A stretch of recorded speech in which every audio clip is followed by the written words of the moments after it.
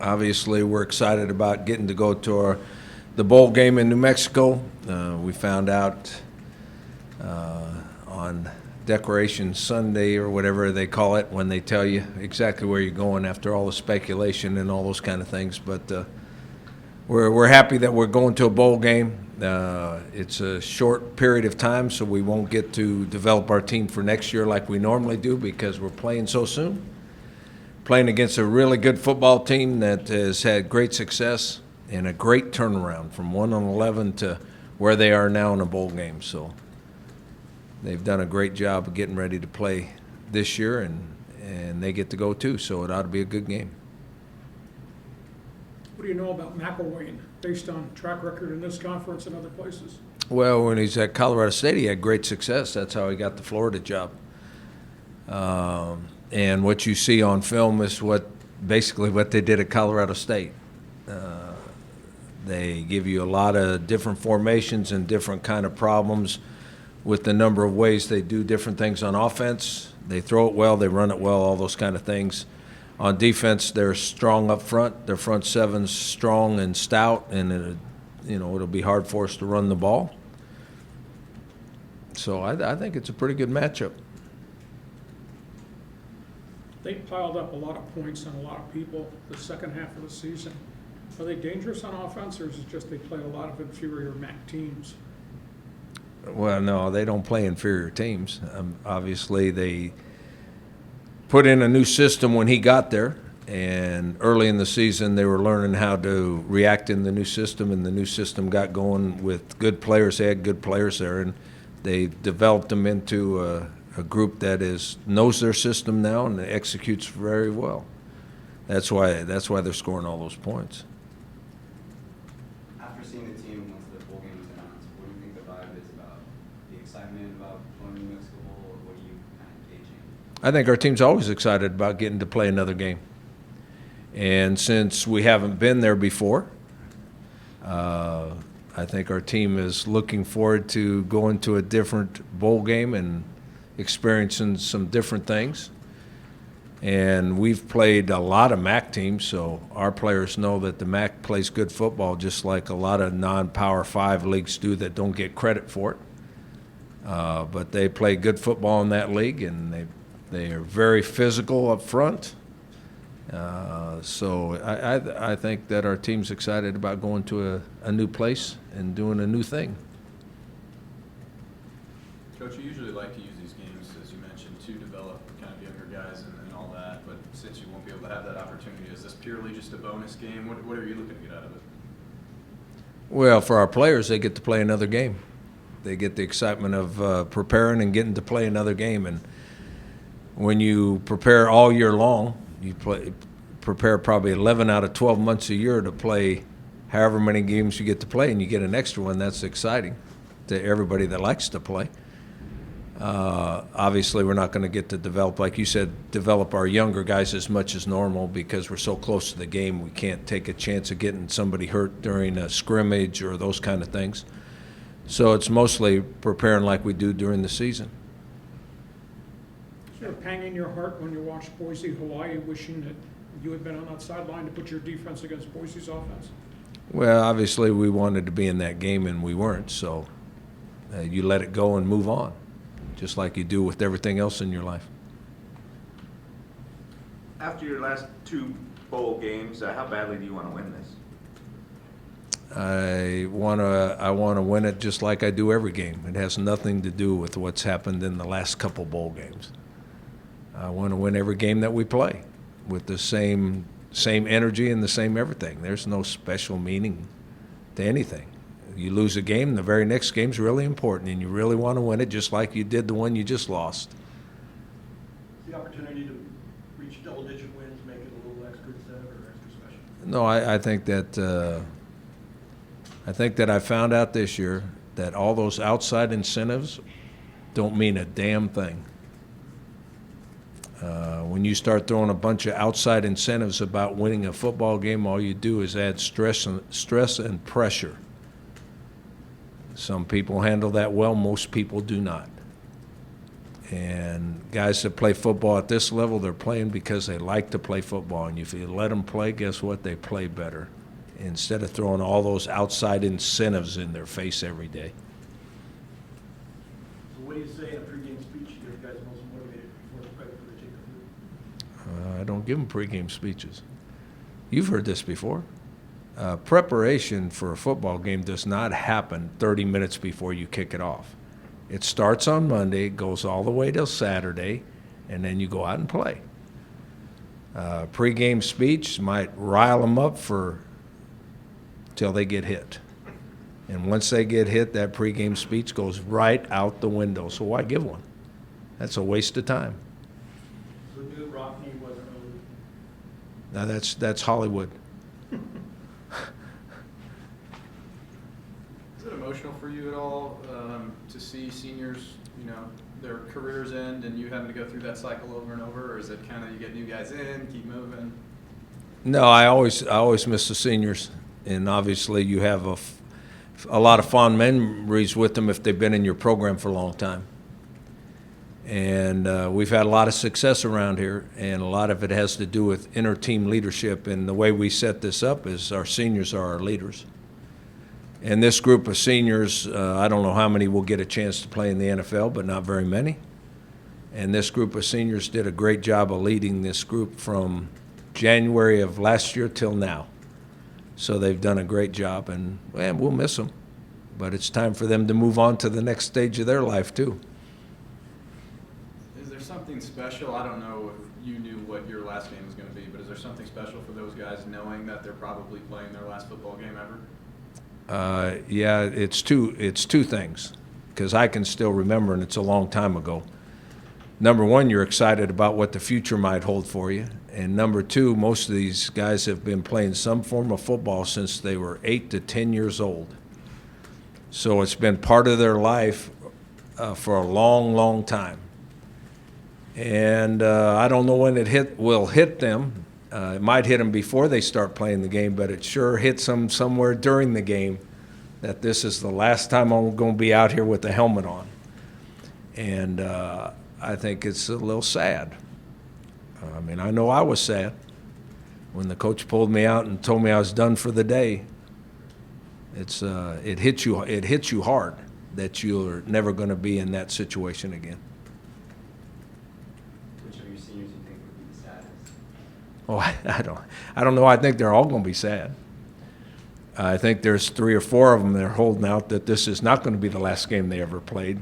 So it won't hit them as hard as the ones that know this is the last game they're going to play. But I think as the players actually, the seniors, when they were up here last week, they said Kiala would be the first one to cry, and he did after the UAE game. So is that interesting, Ryan? Well, that's because Kiava plays with a lot of emotion. He puts a lot into every game he plays. Now, my personal opinion is Kiava's going to play some more. That's my opinion. Someone's going to give him a chance. They're not going to pay him a lot of money up front, but somebody's going to give him a chance, and he's going to make somebody's team. But even that level's not the same as high school and college. High school and college, that's team-oriented, and that's for the love of the game. When you move on to the next level, it becomes dollars. What's the biggest issue when you have this long of a layoff between games?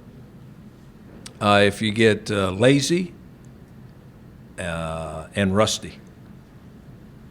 I don't think this group will let themselves be lazy. Now, how sharp we are when the game actually starts, that'll be a real question. Because you don't get the same, nothing moves in practice as fast as it does in the game. So the speed of the game becomes a problem if you haven't played for a few weeks. Now, they played last week, so they won't be as far removed as we are. Also, bowl week preparation is not the same as a regular game week. Is that negated because it's the same for both teams, or is that different? No, that's pretty much the same for both teams. I mean, it's just like a game for us, the way we're preparing. We're not doing any of the extra stuff for the sake of the program because we don't have enough time. But I mean, you leave early, there's other activities, it's not like your typical game. Oh, yeah, the activities, but both teams are doing that, so I would say they're they're not as experienced at as we are, since they were 1-11 last year. Now all of a sudden this year they're playing for the championship and in a bowl game. We're kind of experienced about going to bowl games, but every team's personality allows them to play a certain way. I mean, let's be honest. Last year's bowl, we went to a bowl game, and those guys decided they didn't want to play. Rocky, I'd be shocked if this group did that. How surprised were you that, as that unfolded, that that's what happened last year? I'm not surprised, because you never know how they're going to play. You never know. You can throw all those outside incentives up at them and stuff, and you still don't know how they're going to play. You can watch them practice and say, those are the best. I heard Dutch say this after the basketball game the other day about how great they had 2 great practices. Well, I've seen a team have as good a practice as I've ever seen them and then flop on game day. And I've seen teams that practice horribly. You know you're going to get killed on game day, and they play as good as they've ever played. You have no idea how they're going to play. I'll be surprised if this group doesn't play good, though. how rewarding was it for you to get to this point, potential 10 wins, considering what happened last year, and I had to rethink what was being done? Is it rewarding to see this thing rally back to what Aztec football's always been? Well, I'm proud of the way the seniors led this group from the time we got back second semester of last year, whatever that was in January, and how they've worked to this point. I'm proud of that group that has led this team in that direction. How cool was it for you to have a guy like Jesse Matthews walk on and then earn a scholarship? How'd you know he earned a scholarship? I saw something online. Online, really? Yeah, on Instagram. Did you see any pictures, though? I saw a picture and it said this guy got a scholarship today. You didn't see a celebration or anything either, right? That's good.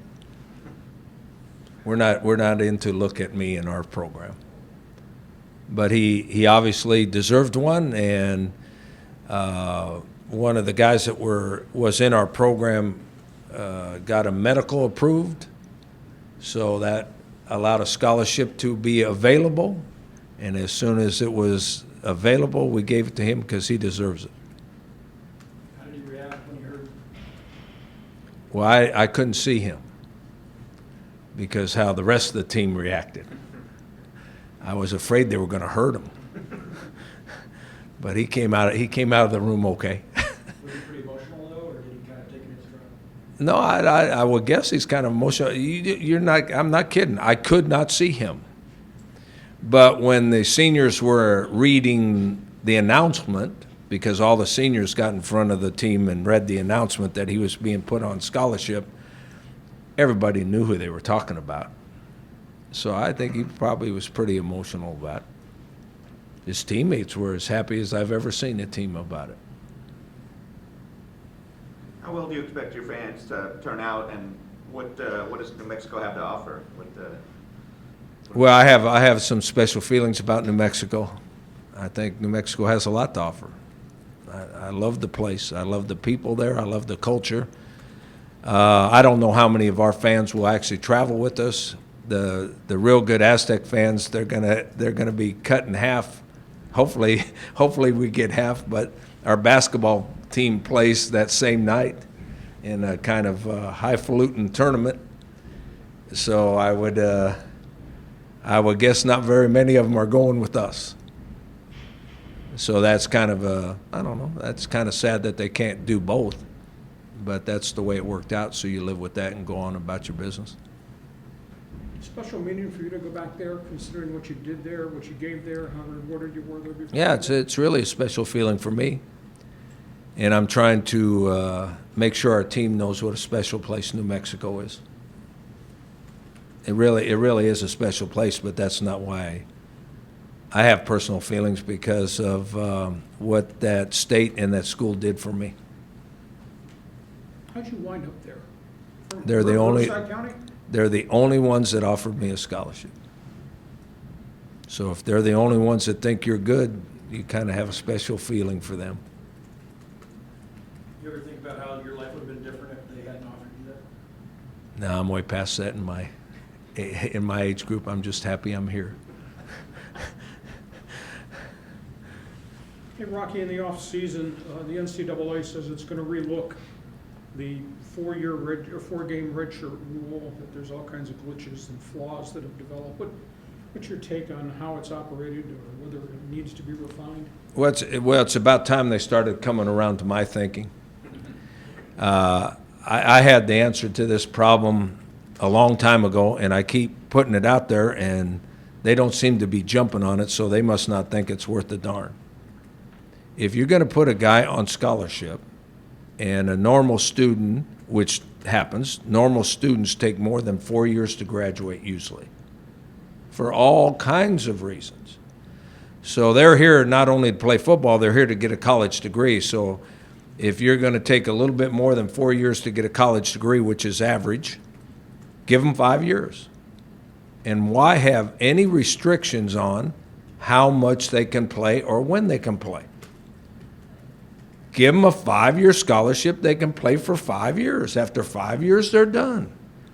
No injury waivers, no special deals, no red shirt, no none of that. Give them 5 years to play. And if they, it doesn't matter if they play or not. They got 5 years. Sounds like a real simple answer to me. Is there an economic problem to that, though? No, because you're always going to have that number of players on scholarship. It doesn't matter if it's new players or old players. You still have the same number of players on scholarship.